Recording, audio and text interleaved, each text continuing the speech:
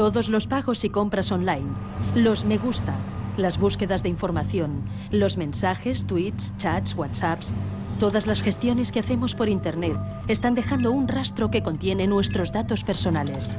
No es un rastro que se desdibuja con el tiempo. Es una huella digital que ahí queda, almacenada en grandes silos, en archivos, donde se nos puede identificar. ¿Qué dice ese contrato que firmé cuando hice clic en acepto tras descargar la aplicación gratuita que estoy usando todos los días? ¿Y esa información que aparece en el buscador asociada a mi nombre, la he subido yo? ¿Tiene que estar ahí? ¿Puedo oponerme? ¿Puedo cancelarla? ¿Rectificarla?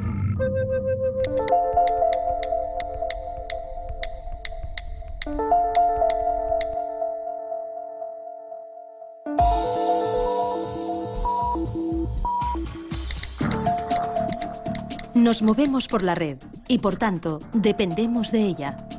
Hoy centran el debate sobre la privacidad en Internet las revelaciones de espionaje masivo, los fallos de seguridad, tener alojados los datos personales en compañías de servicios que no se ciñen a las leyes locales de protección de datos.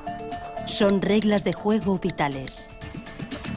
A mí me sorprende que de los miles de usuarios que hay de Google, millones en todo el mundo, y de Facebook, muy pocos se cuestionan el por qué Google, el buscador, es gratuito, por qué Facebook es gratuito, por qué estos servicios que utilizan tantísimas personas y tienen costes muy elevados de mantenimiento no cuestan nada a los usuarios.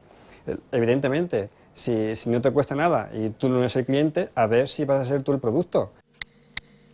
Yo creo que lo que está en juego desde el punto de vista de ciudadano es la gestión que se hace de nuestra propia información y que esa información se utilice para cuestiones adecuadas. Es decir, que utilicen la información para administrarme publicidad de una manera que me resulte menos molesta. Pues seguramente la gran mayoría de la gente diría, oye, estoy de acuerdo, ¿no?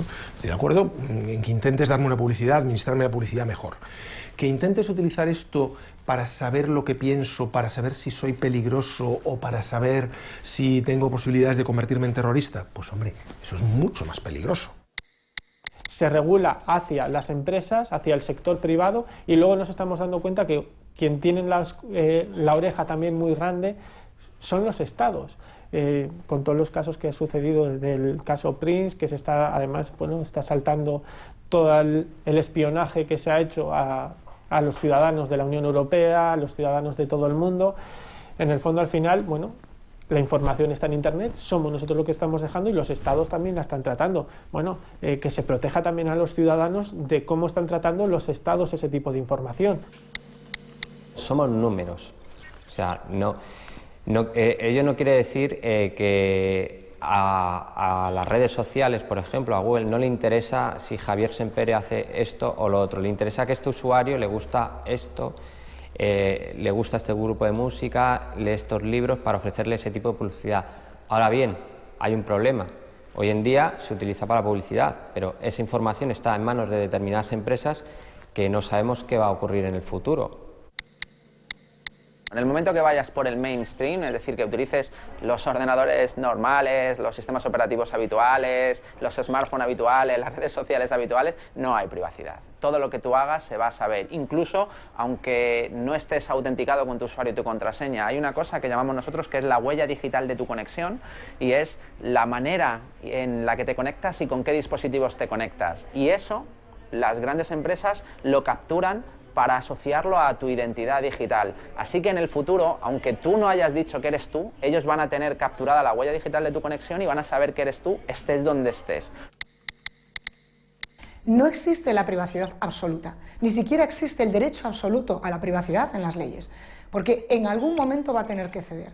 Lo que ocurre es que cuando yo cedo parte de mi privacidad o parte de mi información personal o parte de mi intimidad para utilizar un medio de comunicación, quiero saber exactamente cuáles son los límites, y eso me lo tiene que decir la ley.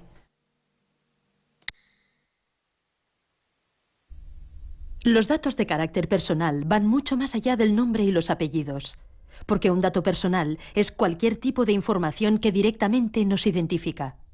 Pero también es toda aquella información que sin esfuerzos o plazos desproporcionados podría identificarnos. La lista va creciendo. Nuestras técnicas de registro y tratamiento son cada vez más diversas.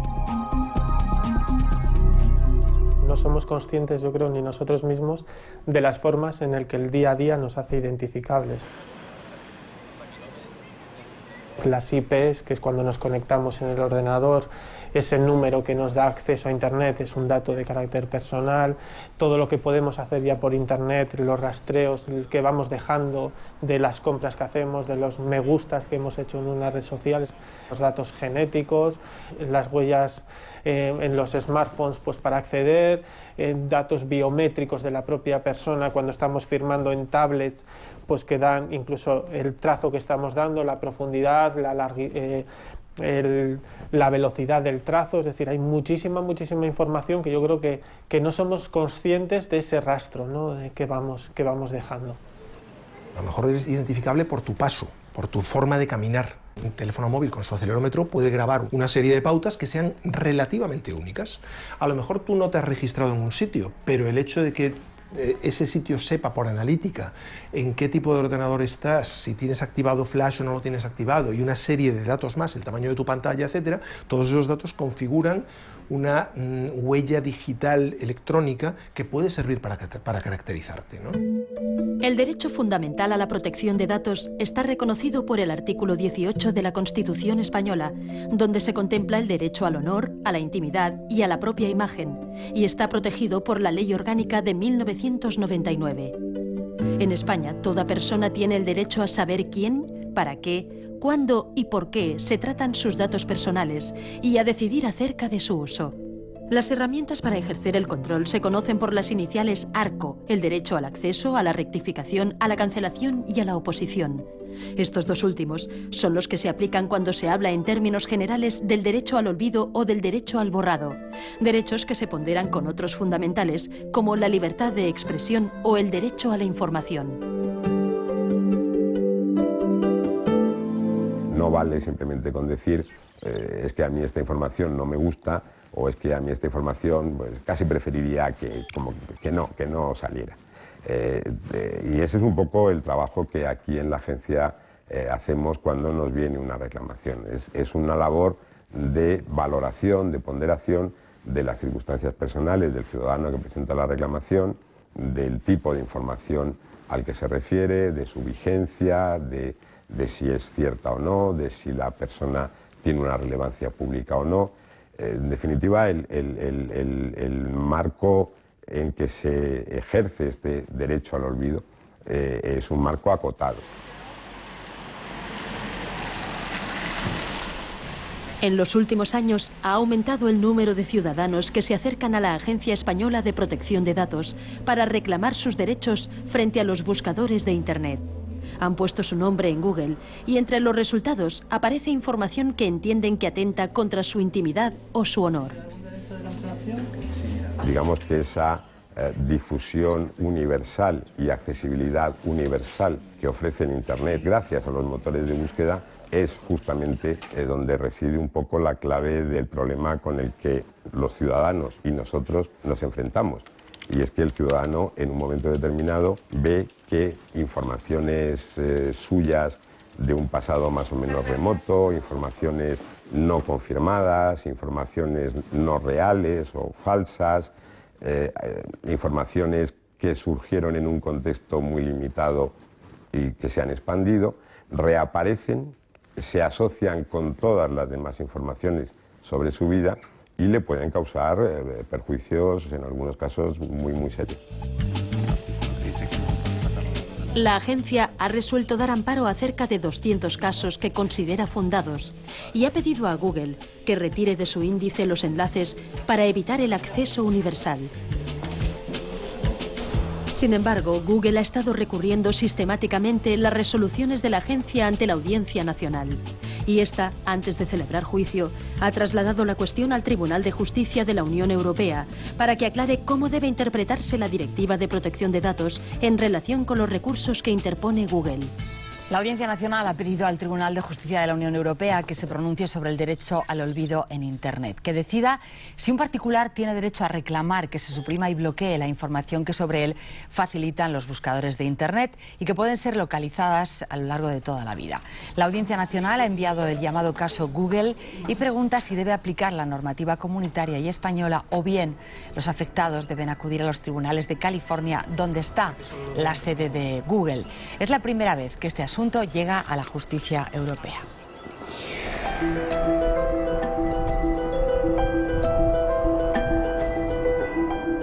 El caso de referencia sobre el que se pregunta el Tribunal Europeo es el de Mario Costejá, un perito calígrafo que vive y trabaja en A Coruña. Al poner su nombre en Google, sale un enlace que contiene el anuncio de la subasta por impago de un inmueble que Mario tuvo en propiedad con su exmujer. El anuncio lo publicó en papel La Vanguardia en 1998, pero ahora está disponible en la hemeroteca digital.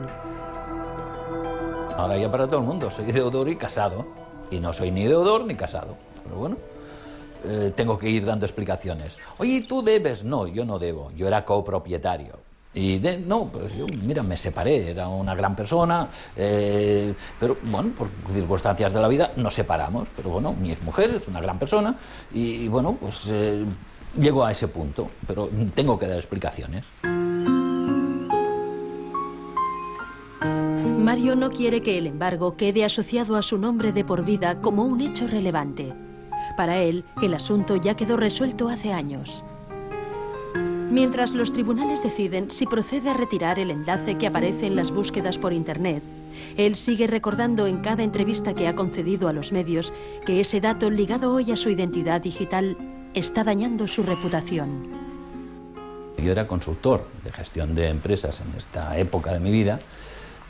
Bueno, también era y siempre he sido lo que es perito calígrafo, pero compaginaba con consultoría.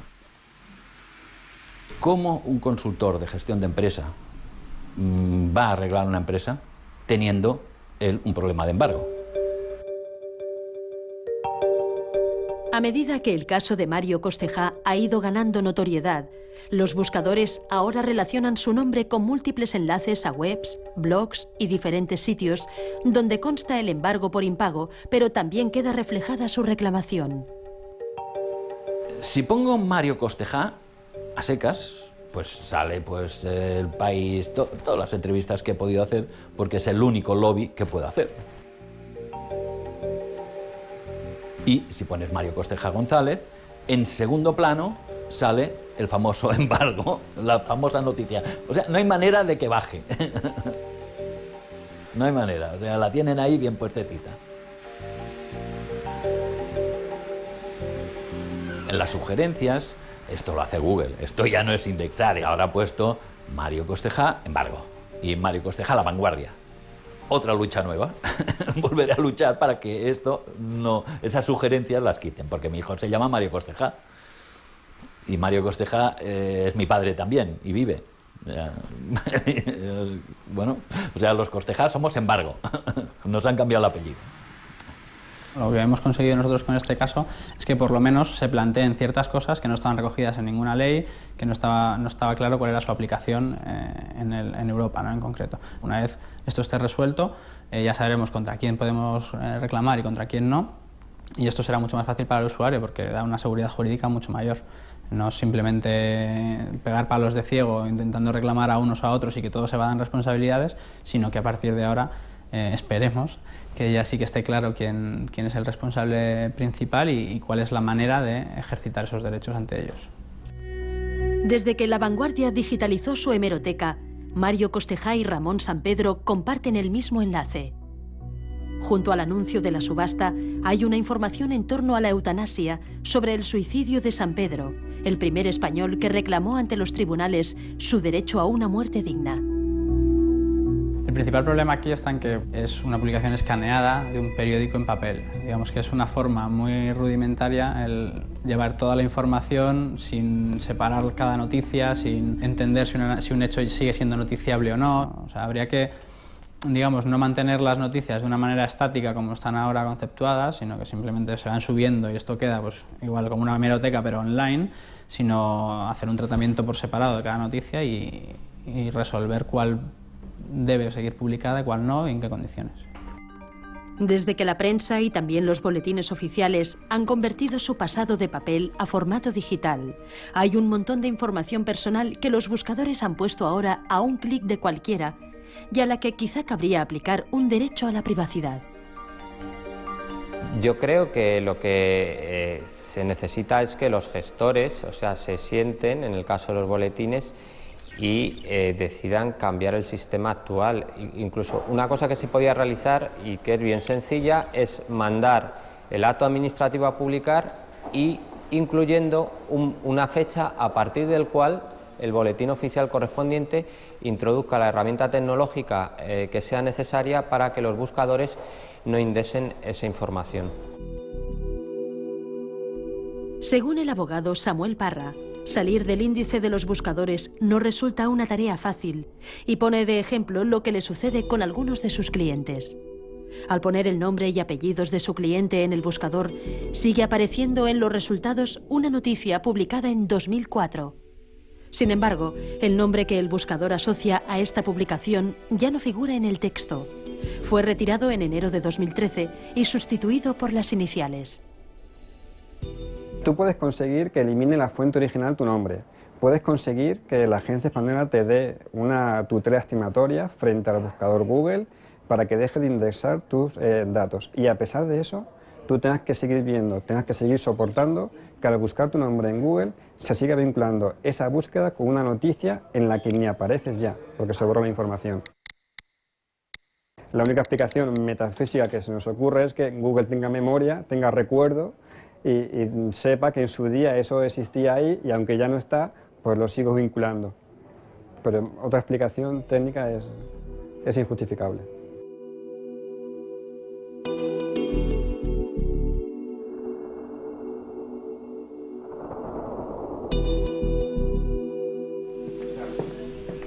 Este programa se ha puesto en contacto con Google para solicitar una entrevista con su representante en España, pero la petición ha sido denegada.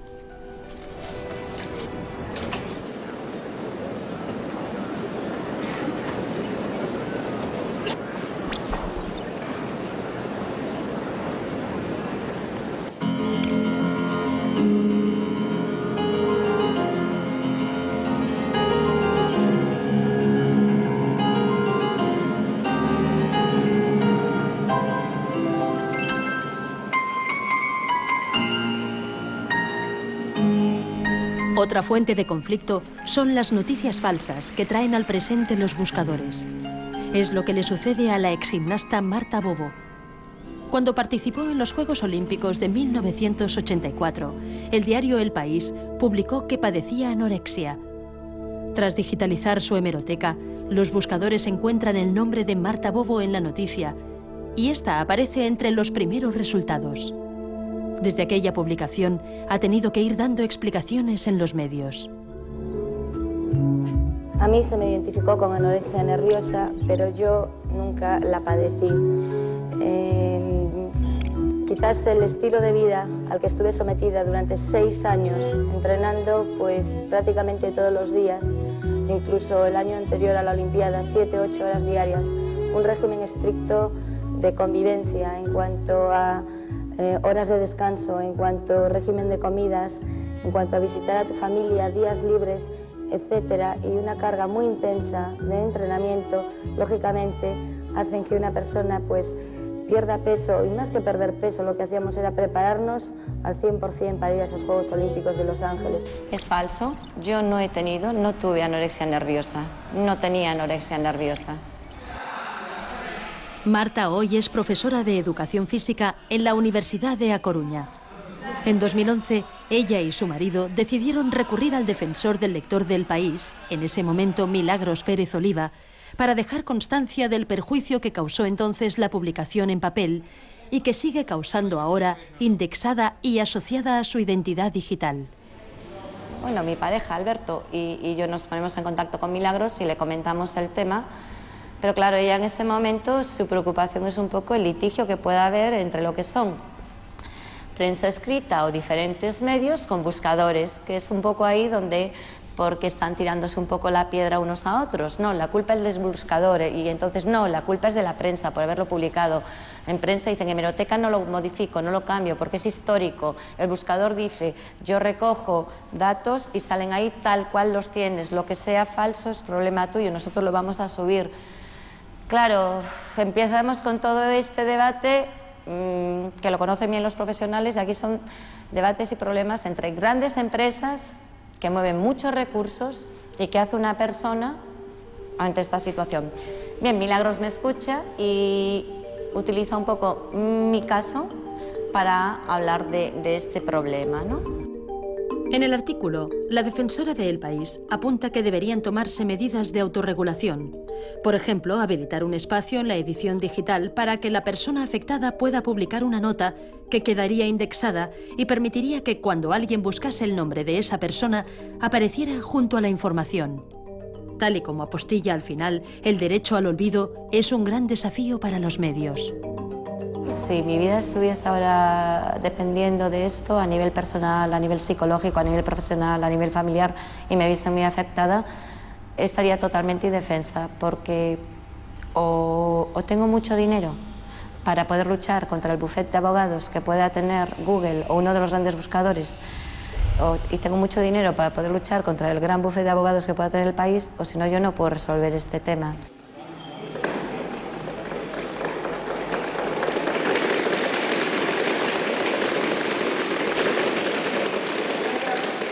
Los buscadores lo han sacado a la luz y cualquiera lo puede ver en cualquier momento, y mi intención participando en este programa no es sacarlo de nuevo a la luz, sino que es hacer ver un poco a todo el mundo el hecho de que cualquiera, en cualquier momento, puede verse en esta situación. Ya no hace falta que seas famoso ni un gran deportista, sino una persona de la calle.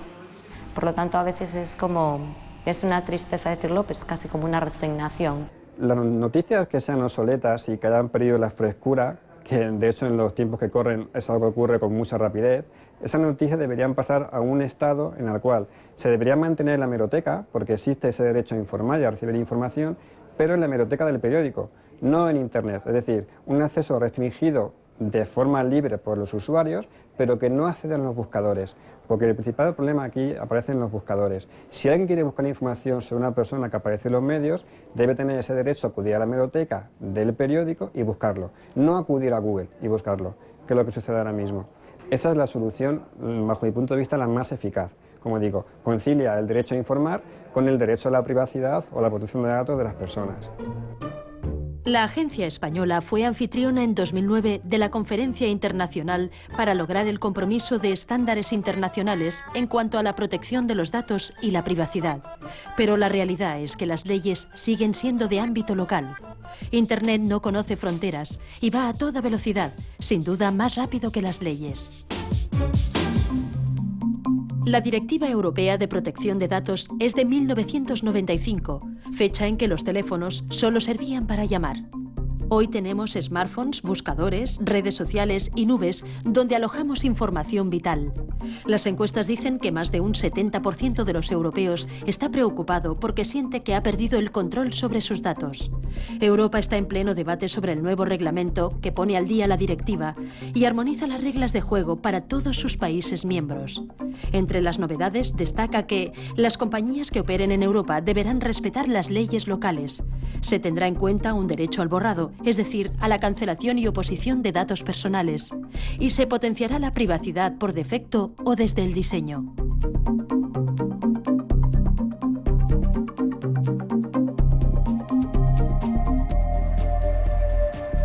El trámite para la reforma de la Directiva de Protección de Datos ha llegado a acumular casi 3.000 enmiendas. Hay muchos intereses en juego, especialmente entre las grandes empresas norteamericanas. Pero la comisaria Reding se muestra dispuesta a conseguir los cambios antes de que acabe su legislatura.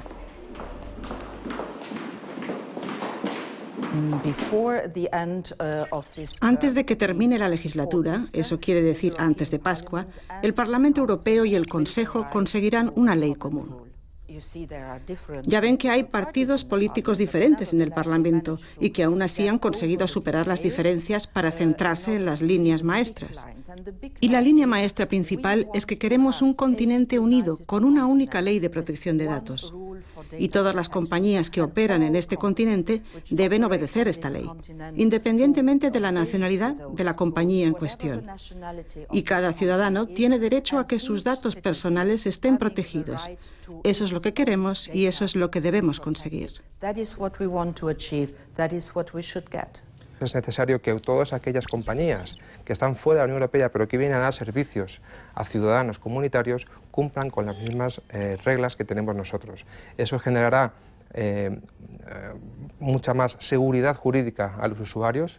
Cuando alguien se baja una aplicación de Internet no sabe si es española, si es americana, japonesa, china, australiana, únicamente la quiere utilizar. Por lo tanto, es necesario que la ley le proteja también. Por lo tanto, es necesario que ese proveedor de servicios que le da el servicio tenga que cumplir con la misma normativa que cumplen las compañías europeas.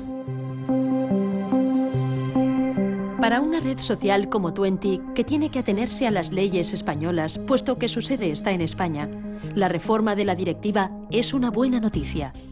Su modelo de negocio, desde el origen y por defecto, no cede los datos a terceros, ni son indexados por los buscadores.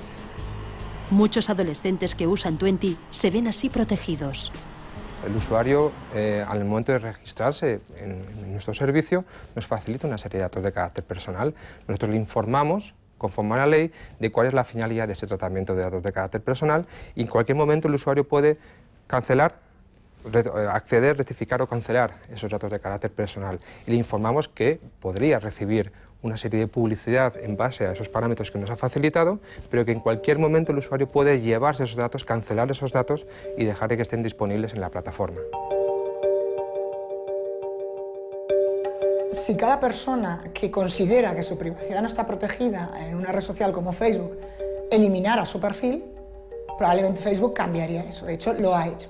Ha cambiado de la privacidad cero, ha pasado a la privacidad por defecto.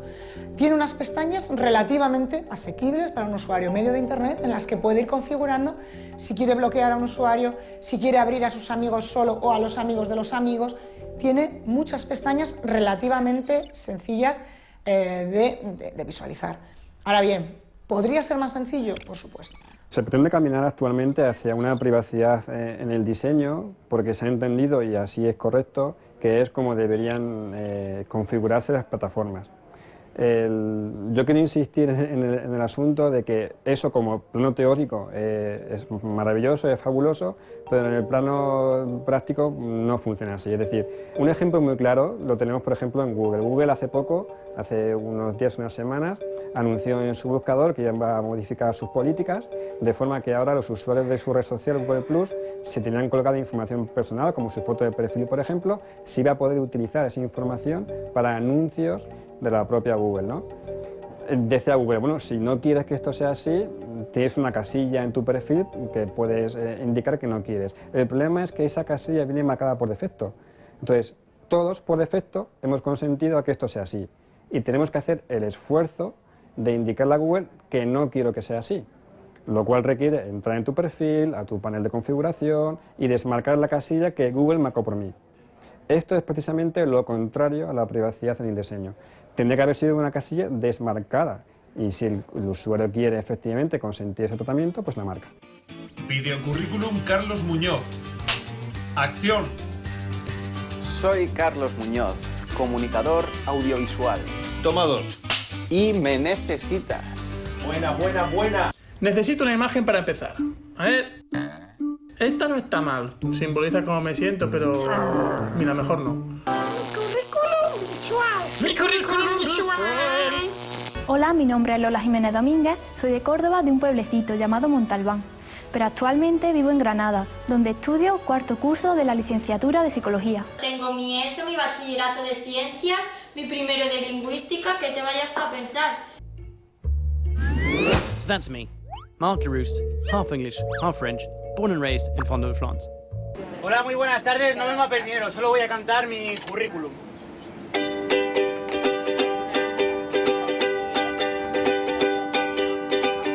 Licenciado en periodismo y un diploma de posgrado.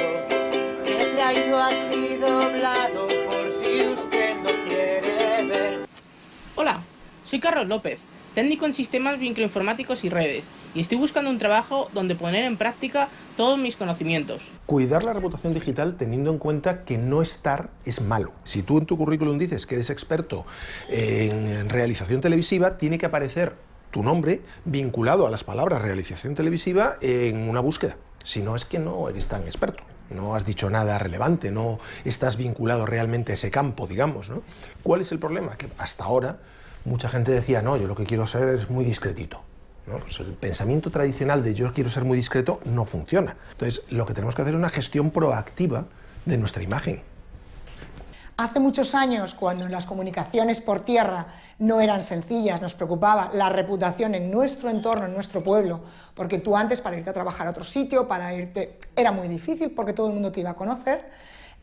Ahora nos tenemos que preocupar a nivel mundial, porque te vayas donde te vayas, tu información puede aparecer y te la pueden rastrear. Pero claro, está la parte mala, que es la que estamos comentando, y la parte buena. Si nuestra reputación online, si hemos cuidado de sobra esa imagen en la red, y arroja datos buenos para nosotros, realmente destruir luego esa reputación va a ser complicado.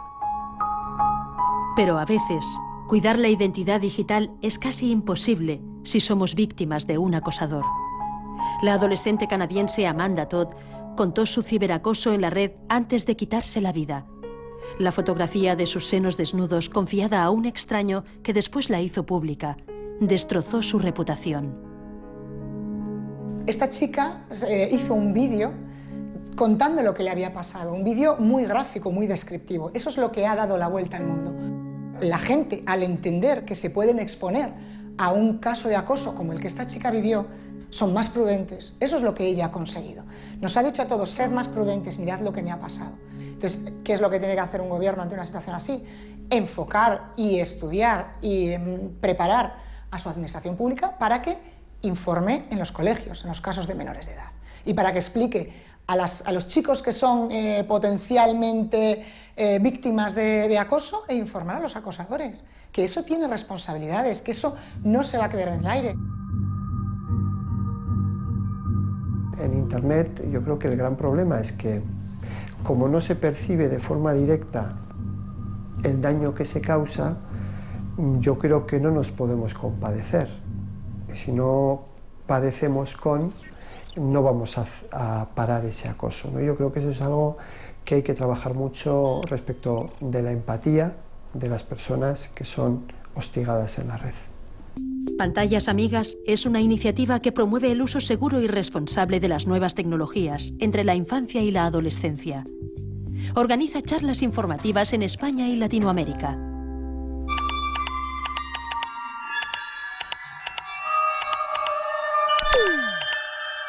¿Ah?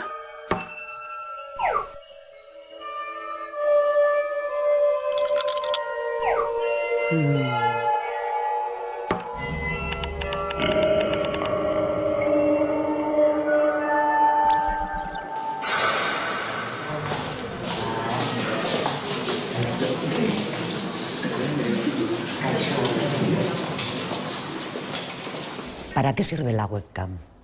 Normalmente la gente suele responder para ver, ¿no? Para ver a la otra persona. Eso es lo que más o menos tengo yo en la cabeza, ¿no? Me compro la webcam y puedo ver a mis amigos. Pero en realidad la webcam no me permite ver a nadie. A nadie. La webcam sirve para ser vistos.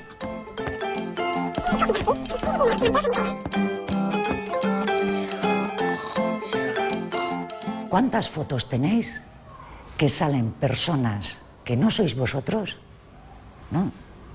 Y a las que no les habéis pedido consentimiento? ¿Vas a subir esa foto a internet? Claro. ¿Te has preguntado si a los otros que aparecen en la foto les apetece que esa imagen esté colgada por ahí? ¿Cuántas fotos tenéis? ¿Quién tiene más de 100? ¿Quién tiene más de 200? ¿Quién tiene más de 500? ¿Quién tiene más de 1000? ¿Cuántos amigos tienes en Facetime? 175. Pero, ¿de verdad conoces a toda esa gente de tu lista de contactos? ¿Son de fiar? Bueno, no conozco a todos. Algunos son buenos amigos, otros conocidos. Pero más o menos son gente que controlo. ¿Y si esos amigos comparten tu fotografía con otra gente? Si te sacas una foto, será para enseñarla, ¿no? Por ejemplo, puedes tener 2.000, 3.000 fotos, pero si son fotos normales, no tienes nada por qué preocuparte. Si no sabes nada haciendo nada malo, ¿por qué te tienes que preocupar por eso? A ver, te quedas un poco con la preocupación de quien las ve, pero también has sido tú quien has decidido qué fotos subir, entonces... Yo creo que si tú tienes la conciencia tranquila de no haber subido fotos que te puedan comprometer en tu anti, no tienes por nada que preocuparte. Nuestra foto es un dato privado y encima es el dato privado más importante, el más, porque permite identificarnos al momento. Si yo salgo, estáis vosotros ahí, os estáis sacando una foto y yo salgo detrás, imagino, yo qué sé, pues, así, bebiendo, yo qué sé, haciendo lo que sea que no quiero que nadie vea, y la ponéis en internet, eso me está perjudicando a mí. En general, tenéis que pensar siempre que detrás de todo esto siempre hay empresas, o sea, por algún lado ganan dinero. Yo me descargo la aplicación, me la han dado gratis, ¿con qué están traficando? Dinero. Ponen publicidad de cualquier cosa y como es gratis, lo ve todo el mundo. Con nuestros datos. Porque saben más información de la gente y así. La cuestión no es no utilizar internet, no utilizar las redes, no utilizar tal y cual. Empezar a pensar qué es lo que se está quedando por ahí, vuestro. Los adultos, padres, madres, educadores, no estamos todavía capacitados para acompañarles de forma debida en este entorno, precisamente porque es demasiado cambiante, demasiado diverso. Sí que podemos estar ya suficientemente sensibilizados, incluso preocupados, pero yo creo que falta que nos ocupemos más y nos preocupemos menos. Y uno de nuestros retos es tan sencillo como que se sienten por primera vez delante de una pantalla juntos. Eso ya en sí es un objetivo. Y yo creo que muchos padres y madres se sorprenderían si se abrieran un poco a sus hijos y les piden que les enseñen a hacer determinadas cosas. Yo creo que es un buen ejercicio, que la gente no lo hace y que no lo prueba y que puede dar sorpresas y resultados muy positivos. Desde Pantallas Amigas aprendemos bastante, porque esto va tan rápido que siempre que nos enfrentamos a un grupo de padres y madres, pues nos encontramos con nueva casuística, ¿no? O nuevas preocupaciones. ¿Quiénes tienen un hijo con smartphone en la edad de primaria? Vale. Dentro de 5 años, todos los niños de 10 años van a tener un smartphone, por lo menos. Hoy en día en la calle, en Bilbao, hombre, si vas a un pueblo remoto, no, pero en Bilbao, vamos, en los bares, en McDonald's, los niños se comen una hamburguesa y tienen ahí un cartel wifi gratis. Es que no tiene necesidad de tener un móvil, sí, pero ¿para qué le ponemos la conexión a internet? Es culpa nuestra. Es que mi hijo tiene un smartphone. Pues no, pues culpa tuya, no le compres. Si solo tiene 11 años, ¿para qué necesita un pedazo de móvil? Hay que tener en cuenta que le estamos dando un coche que corre mucho a un chaval que apenas ha dado 2 clases prácticas. Como lo regala Ferrari, toma coche, ¿no? Como todo el mundo más o menos, bueno, pues sí, pero más o menos el chaval ya se apaña, bueno, ya. Pero tú estás permitiendo que te conduzca ese Ferrari. ¿Te parece que es proporcional? Fijaros lo que llevamos en el móvil. Llevamos en el móvil, igual los chavales menos, pero las personas adultas llevamos cosas importantísimas, privadas y de todo tipo. Y sin embargo estamos instalando aplicaciones que sin saberlo, posiblemente porque le hemos dado sí, le estamos dando permiso a acceder a un montón de datos, a nuestra agenda, a nuestra localización. En el móvil tenemos mucha información concentrada y cargamos aplicaciones que están especializadas en ser gratis y funcionar bien para analizarte todo lo que tienes. Y los chavales... Entonces, yo creo que tener un smartphone requiere una reflexión importante, porque te da acceso a todo eso, a lo que ya era Internet, absolutamente, más a un canal, entre comillas, oculto, sin falta siquiera de conexión de datos, que es WhatsApp vía wifi. Llevo como 2 semanas recibiendo, por ejemplo, que me quieren vender un seguro o me quieren vender algo de gente que no conozco, pero me llega por vía WhatsApp. ¿Y eso? Claro, te llega a WhatsApp porque alguien tiene tu teléfono. ¿Qué eso qué es? ¿Marketing ahora? ¿Empiezan a vender y atacar todo vía WhatsApp o...? Tienen tu número de móvil, de alguna manera lo han conseguido y te están mandando publicidad vía WhatsApp, porque solo necesitan tu número de móvil. Por eso mismo a vuestros hijos les puede llegar cualquier cosa de alguien que simplemente haya conseguido su número de teléfono, ¿vale? Sin que os enteréis y en cualquier momento. Os cuento un caso. Esta era una chavala de Madrid, universitaria, pues se había medio enrollado con alguien en una red social, se dieron los teléfonos, el tema siguió por WhatsApp, no se vieron nunca, y en algún momento, yo no sé si el chico lo hizo antes o simplemente ya lo hizo en un momento determinado, le mandó imágenes íntimas, y luego se empezó a cuestionar, porque el chico no quería quedar con ella y teóricamente vivían cerca, se empezó a cuestionar que quién sería ese chico, y sus amigas le decían, bueno, ¿y ese tío quién es? Que no quiere quedar contigo.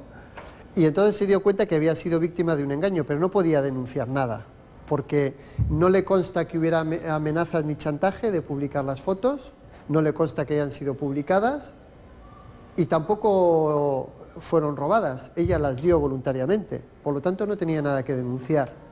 Una chavala, estamos hablando, con cierto nivel socioeconómico, vamos a decir, y cultural, cayó en esa trampa tonta sin apenas darse cuenta, ¿no?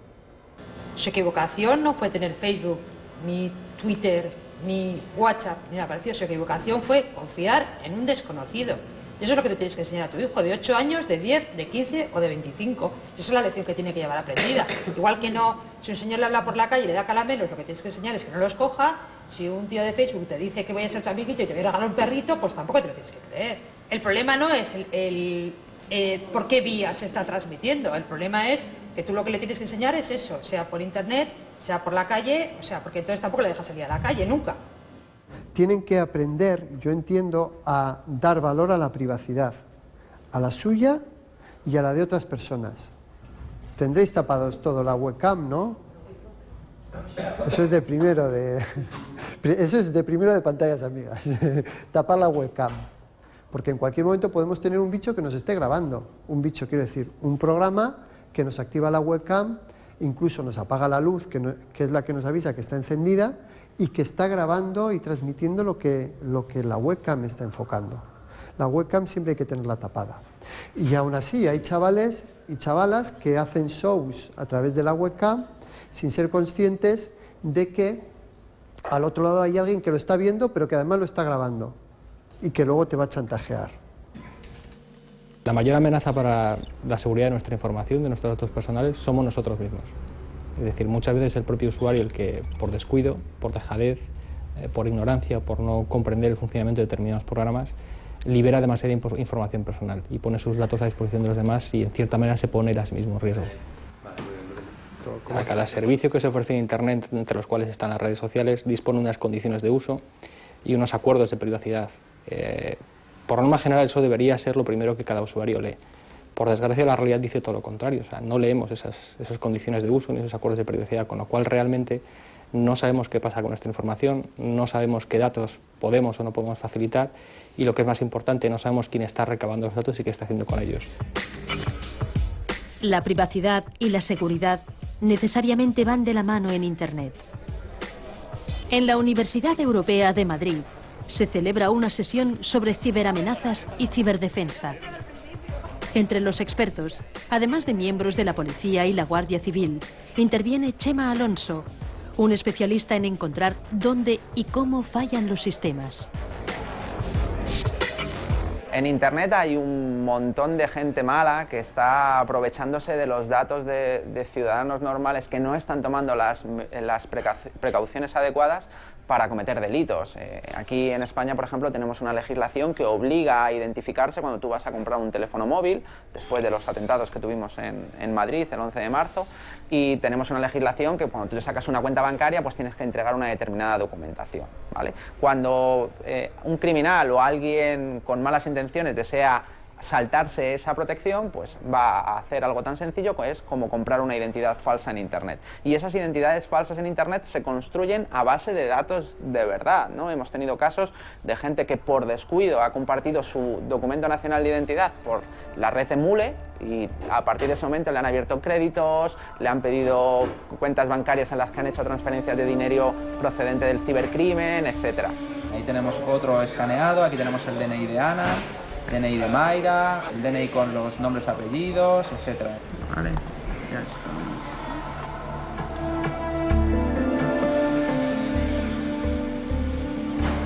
Bueno, pues ahí está el DNI de una persona con todos sus datos. Un DNI de Barcelona, donde vive, y el DNI está totalmente en curso, ¿no? Porque caduca en junio del 2023, es decir, de una manera tan sencilla es fácil conseguir documentación de personas en Internet. El dato que puede hacer que nuestro sistema informático caiga puede estar escondido en cualquier rincón. Porque parte de la seguridad de nuestros sistemas recae en los usuarios, ¿no? Había puesto Óscar el vídeo donde le daban un pendrive al usuario. Al final, muchísima de la información crítica de nuestros usuarios está en los ordenadores personales, en los smartphones que tiene personales, en las cuentas de usuario que están desperdigadas por todo el mundo. A día de hoy, prácticamente el 90% de las transacciones que puede hacer un usuario, sea bien comerciales o trámites con la administración, se hacen a través de Internet. Y la gran laguna que tiene Internet, que en todos estos años no hemos conseguido paliar, es el problema de identificación de los usuarios. Prácticamente no hay sistemas que permitan una identificación fiable de los usuarios.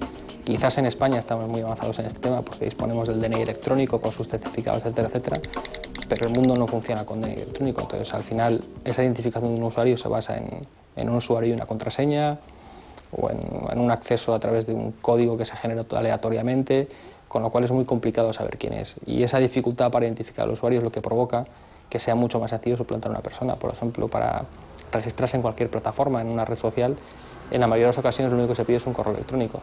El fallo de seguridad también nos puede venir desde el pasado. Y que un fallo que se cometió 5 años atrás nos afecte a día de hoy. Porque Internet es muy fácil subir cosas nuevas, pero es prácticamente imposible borrar algo que una vez se subió a Internet. Esto lo sabéis, ¿no? Hay muchas empresas cuyo negocio está siendo lo que se llama el archiving, es decir, únicamente copiar datos públicos y almacenarlos por si en el futuro tienen algún valor. De tal manera que esas empresas copian los datos, mañana los datos son eliminados de su fuente original y sin embargo ellos siguen poseyéndolos y cobran valor y relevancia. Y esto estamos viendo que lo están haciendo muchas empresas. Vamos a ver un ejemplo con la Casa Real. En este caso podemos ver la página web tal y como se está publicando el 29 de octubre. Si queremos mirar qué es lo que se ha pedido quitar de los buscadores con el fichero robots.txt, podremos descubrir que hay una URL dentro de la dirección ex_familiareal/Urdangarín que se ha pedido eliminar. Haciendo una sencilla consulta en el buscador como casareal.es y pidiendo las direcciones de las URLs de esas direcciones, pues vemos que aparece únicamente una. Pero, sin embargo, tenemos la opción de repetir la búsqueda y ver los resultados que se han omitido. Si echamos un ojo ahí, vemos que aparece una lista con direcciones que ya no están indexadas. Como se puede ver, no se puede ver el contenido, pero sigue apareciendo la dirección de Internet. Si entramos a una de ellas, vemos que ha sido eliminada directamente del servidor web de la Casa Real, pero este no es el único sitio donde se copia un contenido en Internet, así que basta con copiar esta dirección y utilizar un servicio de archivado de páginas web, como este que tenemos aquí, que es archive.org.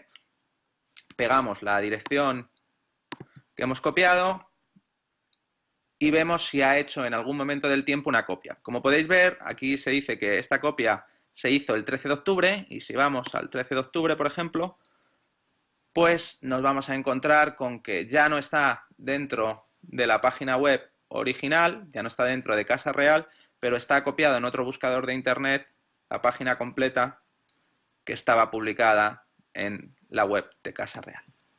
Ya está. Pero esto sucede con todo, sucede con estos vídeos digamos, de carácter sexual que se publican sin consentimiento de las partes afectadas, sucede con las páginas de descarga de contenido ilegal, sucede con las páginas de descargas de material de abuso sexual infantil, prácticamente con todo. Es muy complicado eliminar contenidos de Internet, porque como decía, se puede eliminar de un sitio, se puede eliminar temporalmente, pero no estamos exentos de que tarde o temprano ese contenido vuelva a aparecer. Cuando hablamos del derecho al olvido o a borrar los datos de una determinada persona dentro de, por ejemplo, una red social, estaríamos hablando de que debería ser borrado de todos los lugares donde está almacenado. El número de copias de seguridad que se hacen es brutal, y no solo eso, sino que por los términos de servicio, empresas como Facebook están entregando parte de los datos personales a empresas terceras que están copiando y haciendo uso de ellos. Sin ir más lejos, los famosos juegos de las redes sociales. Así que técnicamente para una red social o una empresa tecnológica que le obliguen a borrar todos los datos de una determinada persona es prácticamente imposible, ¿no? Yo tengo mi teoría de que dentro de 150 años, cuando aparezca una ley que diga, oye, ¿qué hacemos con todos los datos de nuestros bisabuelos? Y dirán, yo creo que es un avance para la sociedad que se puedan estudiar, ¿no? Entonces harán públicos todas nuestras conversaciones del Facebook, nuestros correos y tal, para darse cuenta por qué la humanidad fue al fracaso, ¿no? Eso estamos pensando.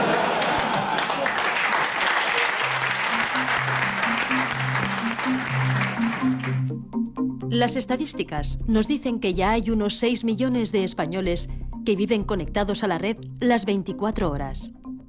Y que los que se conectan a diario alcanza ya a la mitad de la población. Cada vez más, nuestra conexión se establece a través de dispositivos móviles. Se calcula que hoy hay unos 2.400 millones de usuarios en Internet. En poco más de una década, ya tenemos un 34% de la población mundial conectada. En Norteamérica, Oceanía y Europa, el uso de Internet empieza a ser generalizado. Facebook ya ha conseguido superar los 1.000 millones de usuarios. Después de China y la India, visto de otra forma, sería el tercer mayor país del mundo por habitantes. Ahora mismo lo primero que tiene que tener todo el mundo claro es que los datos son dinero, y muchos datos significan mucho dinero. Es por eso que muchísimas empresas en Internet están ofreciendo servicios totalmente gratuitos y lo único que están haciendo es recogiendo datos. Datos que a veces son personales, como la gente entiende que son los datos personales, es decir, nombre, apellidos, el número de teléfono, la dirección de correo electrónico, etc. Y otros datos que la gente no asume que son tan personales, pero que igualmente lo son, como qué sistema operativo utilizo para conectarme, si utilizo una determinada herramienta de software para leer el correo electrónico u utilizo otra, si me conecto a una determinada página web o me conecto a otra página. Toda esa información hoy en día se está recolectando en Internet y se está almacenando en grandes silos de información. El nuevo modelo de negocio se conoce por Big Data. Datos masivos que las empresas y las administraciones ya ven como el gran tesoro del siglo XXI. Todo ese gran volumen de información, una vez procesado, sirve para extraer patrones, para ganar eficiencia en el proceso de la toma de decisiones. Big Data promete mejoras para la sociedad, pero con lo que revelan los datos, ¿se nos podría a priori juzgar o castigar? Ya no es ciencia ficción. ¿Hay algo siniestro o malo en el Big Data? Por su naturaleza, no. Lo que tenemos es que pensar qué datos se están recopilando, quién los está recopilando y qué puede hacer con ellos. ¿Cuál es la situación actual? Demencial. Ahora mismo tú lo que haces es instalarte una aplicación en el móvil y sin mirar absolutamente nada, aceptar una serie de cesiones de datos de un montón de cuestiones que pueden ir desde tu localización física hasta la temperatura de la batería del teléfono, que se puede después utilizar para extrapolar la temperatura o el nivel de ruido, etcétera, etcétera, ¿no? ¿Qué ocurre? Que ni miramos eso, porque no existe esa cultura, ni si lo quisiésemos mirar seguramente lo entenderíamos, porque no estaría escrito ni en inglés, ni en español, ni en ningún idioma conocido, estaría escrito en legalés, que es un idioma que tiene su dificultad y que hay que estudiar para saber, y que es necesario para poder precisar los términos, ¿no? Entonces, ¿qué hace falta? Una dosis muy fuerte de transparencia, una implantación de normas de transparencia que permitan que cualquier persona pueda saber qué datos está recopilando quién, para qué los usa y, por supuesto, acceder a ellos, ¿no? Lo cual no tiene nada que ver con que se olviden los datos, sino que simplemente se puedan recopilar o no en función de nuestros intereses. ya ha llegado ese momento, ya están todas esas herramientas y todas las empresas tienen capacidad para gestionar volúmenes de datos ingentes, que tienen mucho negocio, ¿no? O sea, que tienen mucha importancia para el negocio.